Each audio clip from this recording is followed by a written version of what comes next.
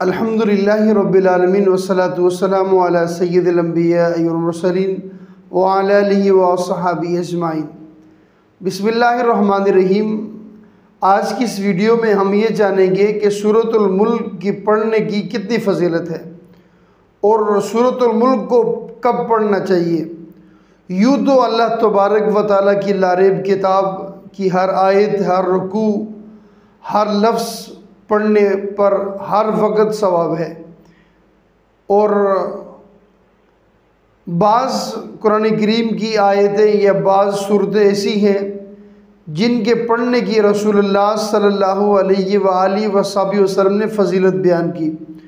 ان میں سے ایک سورہ ملک ہے۔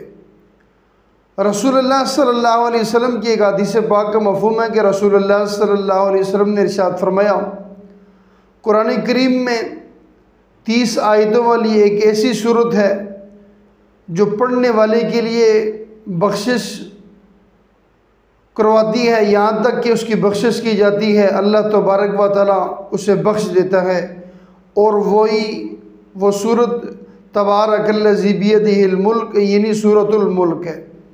یعنی جو شخص قرآن کریم کی اس صورت کی تلاوت کرتا ہے تو تلاوت کرنے والے کی اللہ تبارک و تعالیٰ کے ہاں یہ سورت سفارش کرتی ہے، اس کی سفارش قبول کی جاتی ہے، اللہ تبارک و تعالیٰ اسے بخش دیتا ہے۔ یعنی یہ سورت قبر کے عذاب سے انسان کو محفوظ کرتی ہے۔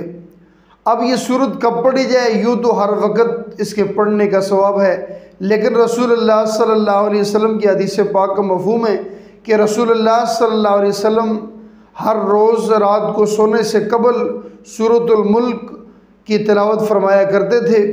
یعنی رات کو سونے سے قبل اس کی تلاوت کرنا، اس کا زیادہ اجر ہے۔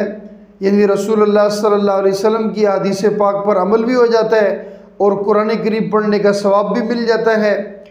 اور رسول اللہ صلی اللہ علیہ وسلم کی ایک اور حدیث پاک کا مفہوم ہے کہ آپ نے فرمایا کہ میری یہ خواہش ہے، میں یہ چاہتا ہوں کہ میری امت کے ہر شخص کو سورۃ الملک یاد ہو، ہر شخص سورۃ الملک کی تلاوت کرے۔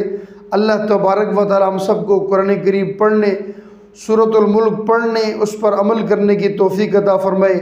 ہمیں ہر روز سونے سے قبل رسول اللہ صلی اللہ علیہ وسلم کی اس سنت کو، اس پر عمل کرنے کی توفیق عطا فرمائے۔ ہم ہر روز رات کو سونے سے قبل سورۃ الملک کی تلاوت کریں۔